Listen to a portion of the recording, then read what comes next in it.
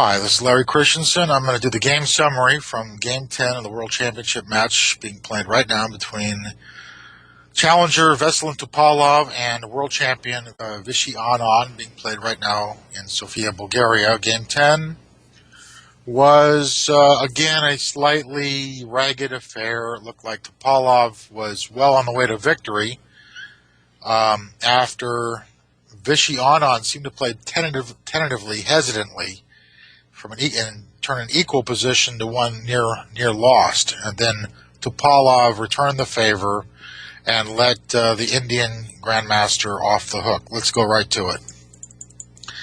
We get a Grunfeld defense again, just like from an early round of this match, and Topalov plays his usual beloved Bishop C4 variation. And this, by the way, Black now Anand resuscitated this ancient line B6, which was popular in my day in the 1980s. And there is even a game in the database, Christensen Jansa from Lucerne, 1982. And in that game, White, I played D takes E5. Black responded Queen C7. I played Knight D4. Somehow I got an edge. And that was not played here. Obviously, Black may have some improvements up his sleeve. Instead, Topalov played the natural Queen D2. Black develops. White puts his rook on C1 off the long diagonal. And also indirectly it protects that bishop on C4. Black plays rook C8, rook FD1. He had some other options here, but makes sense to fully build up in the center. Anand plays takes, now Queen D6. And here I was thinking maybe E5 is a possibility for White, with some sort of Queen B4, Queen D3, followed by A3 idea. But possibly Anand has analyzed that far, no doubt, has analyzed that far deeper than I had in the matter of a few minutes. So instead, Topalov played Knight D5, Pawn D5, and that actually looks pretty accommodating for Black. Now, he could have played Knight E5 here, attacking the bishop, probably sending it to B3, when Bishop A6 looks pretty promising for Black. But instead, after D5, he played Knight A5. I was a little surprised at that, and Topalov answered with Bishop B5. If Bishop D3 at once, Black appears to equalize pretty comfortably with E6. Instead, he played Bishop B5. He's trying to provoke Black into playing the weakening move A7, A6. That'll weaken the queenside pawn structures. Black, instead, Anand decides to trade everything off, all the rooks. And here I thought rook takes C8, bishop takes C8, Queen C1 offered White a possibility to make something out of the position. Bishop B7, Knight D4, for instance, or Bishop D7, Knight D4. Both look reasonable to me. Instead, Topalov played H3. That's a perfectly good move, but a little passive, because now Black strikes in the center. And that's a very good move here. Knight F4, he takes D5, Knight takes D5. Now Black cannot get greedy, he gets into trouble. Plays the correct undermining move at F5. If Bishop takes, Pawn takes, Queen takes, question mark, Queen C8 check, Bishop F8, Bishop H6. Black has a terrible bind that he must reckon with. And also he's suffering from a terrible, poorly placed knight on A5. White has good chances. More than enough comp for the pawn, that's for sure. Now, he played the correct move, trying to undermine that outposted knight. Now, if Bishop F4 was conceivable, and then Black could consider the answer Bishop E5, Bishop takes E5, Queen takes E5, and now I was wondering about Queen G5. The point being Bishop takes D5, Queen D8 check looks promising for White. And King G7, E takes F5 is also of interest, except there Black would appear White has nothing better than a draw after queen takes d5, queen e7 check, queen f7, f6 check, king g8, queen d8 check, queen f8, and now maybe queen e7 again, or bishop e8. Looks like the best white can hope for here is equality. After bishop f4, a safer continuation, by the way, is queen c5, the end game.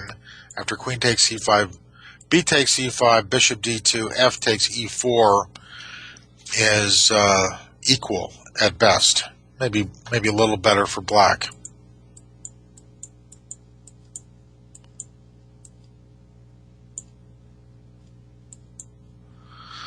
Better, nice centralized bishops. Looks a little better for black, no question about it.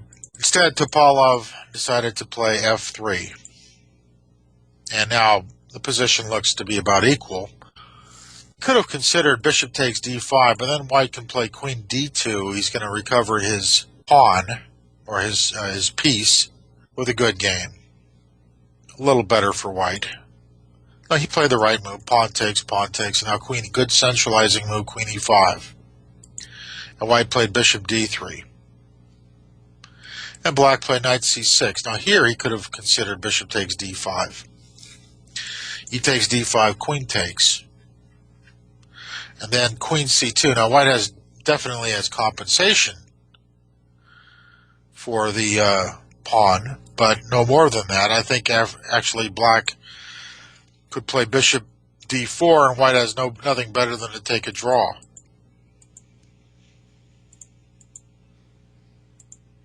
Draw by perpetual check.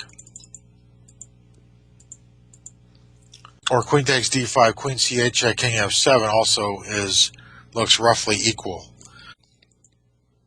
But instead, Anand got ambitious. By the way, queen a1 was another good possibility. Queen a1, bishop b1, queen e5, for instance. Looks equal. Instead, he played knight c6. And now Topalov found a very clever continuation. Played bishop a6. And that puts, now here, black could have played bishop takes a6, queen takes c6, and now not queen takes e4, but he can play queen a1 check. King h2, bishop e5 check. Bishop f4, leading up to bishop takes f4 check, knight takes f4, queen e5. That is queen a8 check, king g7. That should be about equal. In fact, that is equal, totally equal. Perpetual check coming. Also, bishop e5 check, knight f4, queen c3 looks equal. Queen a8 check, king g7, queen takes c7 check, queen c7 is also equal. By the way, queen a8 check, bishop c8 is also not a bad move. But instead, after bishop a6, Anand tried knight d4. Slightly different story. Now, of course, bishop takes b7, we have knight e2 check. But now here, white suddenly, if bishop takes a6, white has the winning rejoinder, knight f6 double check, king f8, queen g8 check, king e7, queen takes g7 check, and black is in trouble.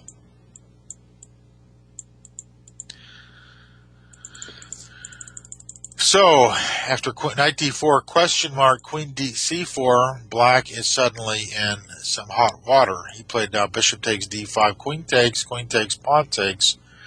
And this endgame, first sight looks quite playable for black, but on sober reflection, looks difficult for black to hold. Bishop pair must count for something. I think Anand overestimated his potential to blockade the d5 pawn. And now maybe knight f5 was an improvement, but even here, looks like white has good chances after bishop f4 because of the potential to invade with bishop b8.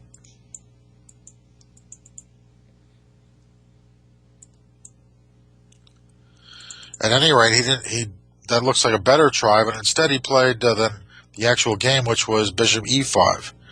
And now Topalov masterfully builds up his advantage. He plays king f2, king f7, bishop g5. That's a good move. And black plays knight f5, and now he kicks the knight. That's good. King f3 gets the king out of range of check. So now we have the classic two bishops against bishop-knight formation. White can work against both sides. Black has pawn islands on both sides of the board. He has good chances to create a weakness on both sides of the board. So here it's black's in difficulties, no question about it. And notice that long move here gets the bishop out of range of the black minor pieces. No forks are possible. And he could not find a sturdy, adequate defense here. I don't think there is. White just simply can steadily improve his position. Now knight takes d5, loses a piece. So he passively continued bishop d6. By the way, g5 was an excellent alternative. Even a4 was a good alternative. King e4, nothing wrong with it. But b5, now black gets a measure of counterplay over on the queen side, but still also gives white a potential invasion square.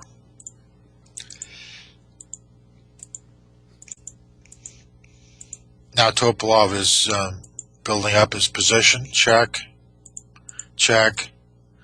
Okay, now, and check. And that was definitely a mistake by Topalov. He should play bishop c3, knight d6, check, king f3. Where does he put this bishop? Maybe h2, and now he can play bishop e6. Planning h4, h5, that looks great. Black is tied down to h7. And king g4, h4, h5 makes the g-pawn that much more dangerous. It looks like white has excellent winning chances. Instead, he flounders here after his excellent play. Plays king f3. Well, actually, his weak move was bishop e6. He should have played bishop c3. That was a mistake. Check. King f3. Now black has good counterplay because this bishop is being dominated. Now he could have continued bishop b4 check, bishop d6, bishop e1. But even here, black, I have to admit, black has pretty strong, fair counterplay. But still, no doubt about it, black has an uphill battle to hold the position. So bishop e1 in my book was a big improvement on the game continuation, which was bishop c1. I think here that bishop is so dominated by the knight, we're likely to it must be a draw now. He plays bishop d6, king e4. Very accurate defense by on good move to trade off bishops. By the way, if he plays bishop f4, he plays bishop d6. So after bishop d6, he took. Black blockades. He tries to drive the knight off. Now notice this was a weak move. This would give white definite chances in the endgame, maybe h4. And black still has to, white has better king position and better pawn structure. That h7 pawn's very weak. The a5 pawn's weak. White has winning chances. Anand played much more accurately. He played bishop e2, knight a3. Now, we expected bishop d3 here, but black holds comfortably after b4, h4, a4, h5, b3, ab, ab, hg, hg, bishop takes g6, knight b5, check. That's one way to draw. Dead draw. All roads lead to a draw here. So instead he played, as the game continued, it was Anand who had the little edge at the end with this alert little knight b4, and now Topalov had to sort of beg for the draw. And he went to exchange off the kingside pawns. Plays bishop c4. He's planning bishop f7 next. And the best black can do, well, it's hopelessly dead draw. He plays king c5, bishop f7, king b5 check, king b6, king a4. Black cannot make progress. So, back in this position, the two players agreed to a draw, setting up a classic final two games. We're going to get two more games from this exciting world championship between two of the greatest players of all time. Okay, well, stay tuned for more coverage of this tournament, this match between Topalov and Anand. I would say my pick right now looks like Topalov, tiniest edge going into the finals, the final games. If I had to bet, it's like 50.1 to 49.9. All right, everybody, stay tuned for more coverage. This is Larry Christensen. Thanks for joining me.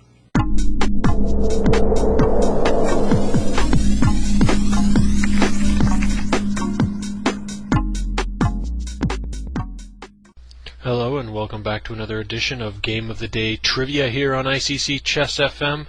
This is Mig Gringard of ChessNinja.com with another one-year subscription to New in Chess magazine to give away to one of the lucky and talented and knowledgeable and, well, at least quick on the Google and the database winner here today. First off, the answer to yesterday's question for Game 9 of the Anand Topalov match, and this one again delving back into the history books, and it went this way. 3 defending world champions have gone into the final game of a world championship match needing to win in order to draw the match and hold on to the title, and have done it.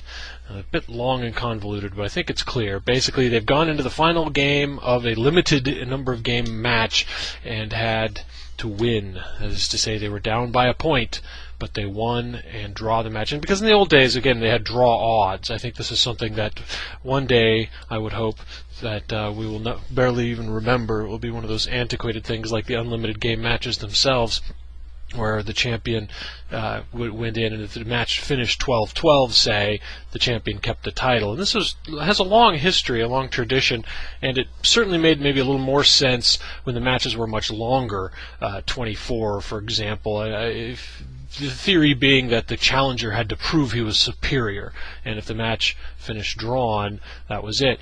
And also, don't forget that back then they didn't have rapid, and this is, I'm saying back then, I don't mean the 19th century or anything. I'm talking even just 25 years ago. Rapid games, the idea of having rapid tie breaks didn't exist and would have been considered an absolute horror, just destroying classical traditions, which of course now everybody embraces to have this even for tournaments and even now world championship matches, as of course we saw in the Kramnik-Topalov match. They went to rapid tie breaks there, Kramnik emerging triumphant. So now that's accepted, but basically it was, how do you end it? If it's over in 24 games and you've got contracts with organizers and venues, you can't just keep playing on forever. That's one of the reasons they changed the rules to limit the matches to 24 or whatever the number became, as opposed to the old days when they played unlimited game matches and just up to the first player to reach a certain number of wins. It used to be 10 in some cases, and then 6. There were a couple limited game matches in there. Lasker, Schlechter was a limited game match, and then the unlimited matches actually came back with Karpov. Of course, those ended once and for all when it turned out that it was actually really hard to win at that level. Karpov, of course, the marathon match in his first match with Kasparov, that ran from 84 to 85 to a ridiculous 48 games, neither player able to reach 6 wins, and it was just canceled with Karpov ahead but not having won in several months. So it was clearly a time that to return to limited number of games, which they did, but that number is so low now, again just 12, of course, the ongoing Topalov-Anand match, that giving the incumbent draw odds would be a massive advantage in just a span of 12 games. So they've done away with that, quite rightly in my opinion, and they'll play rapid tiebreaks. So getting back to the question, if you all remember what it is, this was, again, the defending champ going into the final game down a point. 3 times has happened, well, it's actually happened more than that. 3 times it's happened and the champion has won. And those 3 are Manuel Lasker, who did it against Schlechter in 1910, as mentioned, Kasparov doing it famously in Seville in 1987 against Karpov, and Kramnik pulling it off against Leko in Brissago in 2004. So that really amazing, especially since you consider how difficult that is to win it all at this level, to do it in a must-win situation just as a battle of nerves as much as anything else. Karpov actually had a chance to do this. He had draw odds in the we could call it, it wasn't really a rematch, it was kind of the continuation match, the second match with Kasparov in 1985, after the first match had been terminated officially without a winner. And he was in that situation, down a point going into the final game, and wasn't able to pull it off and ended up losing. Of course, had nothing to lose at that point. The draw would have been the loss of the title as well. So he actually lost it. So it's not automatic, but it is quite remarkable that 3 champions have pulled that off. Again, Lasker, Kasparov, and Kramnik is the answer. But again, we don't really need that anymore. Nowadays, you'd have to win in the last round to put it into rapids, which isn't quite as dramatic.